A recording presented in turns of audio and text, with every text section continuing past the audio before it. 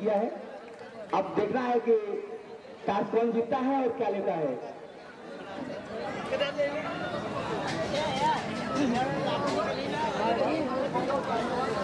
सिक्का उछाला गया, रेफरी के हाथ में सिक्का, और कादीपुर ने टॉस चाचा जी का, और पहली रेट जो है कादीपुर कोर्ट में भी पहली रेट थी जो है जीबीआईसी के द्वारा। तो एक कादीपुर का खाता खुला है, कादीपुर 1 पॉइंट से, और अपने जीबीआईसी के 11 नंबर की जर्सी में अच्छा फुटवर्क का प्रयोग करते हुए चारों तरफ हुए पैरों को घुमाते हुए खिलाड़ी टोटल करके पॉइंट लेने की कोशिश, लेकिन एमपी रेट के द्वारा रिटर्न सेफ जोन में आए। कोई भी पॉइंट और कोई भी खाता भी नहीं खुला जीबीआईसी वाराणसी का। कादीपुर की तरफ से रेट और टॉप लाइन को टच करने के बाद वहां पर कोशिश कर रही है लेफ्ट राइट दोनों कॉर्नर पर खिलाड़ियों को छकाने की, लेकिन अभी भी उधर से भी एमपी रेट कोई भी पॉइंट नहीं। अभी भी जीबीआईसी का खाता खुला बाकी, कादीपुर ने खाता खोल लिया है। 1 और 0 स्कोर 1 और 0 से चल रहा है। अच्छा प्रयास, पैरों का अच्छा मूवमेंट, अच्छा फुटवर्क वहां पर दिखाती हुई 7 नंबर की जर्सी में जीबीआईसी वाराणसी की तरफ से। लेकिन अभी भी जीबीआईसी को खाता खोलना, और ये डू एंड डाई रेट है, डू एंड डाई रेट नहीं है, सॉरी उन्होंने, अरे यहाँ से बहुत साइड से जाकर वहां पर कवर में हाथ आकर वहां पर ब्लॉक करने की पूरी कोशिश, और उसकी कोशिश में 11 नंबर की जर्सी में जो जीबीआईसी वाराणसी की खिलाड़ी कामयाब, दोनों टीमों का खाता खुल गया है। और ये डू एंड डाई रेट है, ये कादीपुर जीबीआईसी वाराणसी से डू एंड डाई रेट है। इसमें अगर वो पॉइंट लेके आती तो ठीक है, अगर एमपी आती है तो ऑलरेडी वो, अरे यहाँ पे बहुत ही टोटल करने के वहां पे इंटर बैक करने की कोशिश, लेकिन वहां पे बहुत चालाकी से टोटल करके पॉइंट लेके कादीपुर, अरे जीबीआईसी का है वो हाँ, वो पॉइंट जीबीआईसी ने पाया है। तो जीबीआईसी वाराणसी और कादीपुर वाराणसी है अभी भी, और यहाँ से बहुत जबरदस्त अंदर से तोड़कर निकलने की कोशिश यहाँ पर, लेकिन बहुत तरीके से अच्छे तरीके से जीबीआईसी वाराणसी के खिलाड़ियों ने उनको ब्लॉक किया, और इस तरीके से टैकल करके 1 पॉइंट जीबीआईसी वाराणसी का स्कोर बढ़ता हुआ 3। अभी भी कादीपुर का स्कोर रुका हुआ और टाइम आउट लिया गया है। तो दोनों टीमें कोर्ट पर अपने किट को पहन के आ जाए, क्योंकि ज्यादा समय हमारे पास नहीं है। 11 टीमों का मुकाबला भी सेकेंड राउंड में कराना है, उसके बाद फाइनल का भी देखा जाएगा कि उसमें क्या करना है, लेकिन फिलहाल ज्यादा समय न ले। और 1 पॉइंट, और हमारे चाचा जी जो कि हमारे ग्रुप में यहाँ पे हमारे बगल में बैठे हुए हैं, आगे के हाल के लिए मैं उनको बोलूंगा कि वो भी जो है खुद का हाल प्रस्तुत करें। आदरणीय चाचा जी,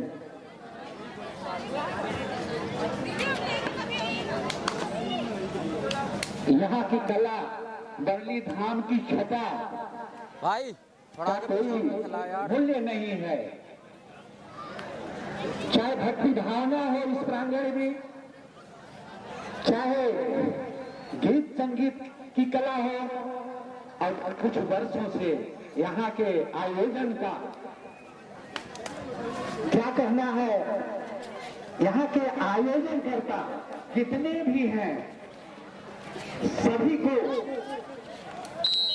कितना भी धन्यवाद दे बहुत कम है, क्योंकि इस साल बालकों के साथ बालिकाओं की भी अंतर्राज्यीय कबड्डी की प्रतियोगिता करके एक नया रूप दिया है, एक कला को एक नए दिशा में दिया है। और हमारे बच्चे हों चाहे बच्चियां हों, कोई किसी से कम नहीं है। वही वीरांगना है, वही महारानी लक्ष्मीबाई है, और आज उसी रूप में अपने कला का प्रदर्शन करते हुए खेलते हुए वाराणसी 6 अंकों के साथ और 4 अंकों से अभी वाराणसी से पीछे रहते हुए कादीपुर वाराणसी 2 अंकों के साथ इस खेल में चल रहे हैं। दोनों टीमें अपने अपने स्तर से प्रयास कर रहे हैं। वहीं मजे हुए बुद्धिजीवी और अनुभवी रेफरी लोग अपना अंतिम निर्णय, बहुमूल्य निर्णय, ईमानदारी वाला निर्णय किधर भी पल्ला झुके नहीं, बड़े सूझबूझ के साथ देते आ रहे हैं विगत वर्षों से और इस साल भी अपना बहुमूल्य निर्णय दे रहे हैं। हमारे बीच में आप लोग, मैं सोचा धनेश्वर बड़े भैया वही बोलेंगे, डायरेक्ट हमारे पास है। आइए आइए, धन्यवाद। विनोद दुबे जी कमेंट्री सुनेंगे, धन्यवाद।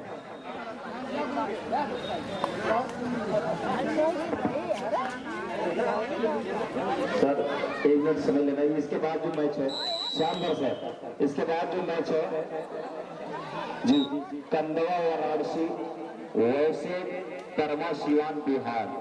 जब बिहार की टीम खेलेगी तो हम जोड़ेंगे, जैसे ही बिहार खेलेगी आदानी श्याम दर्शक,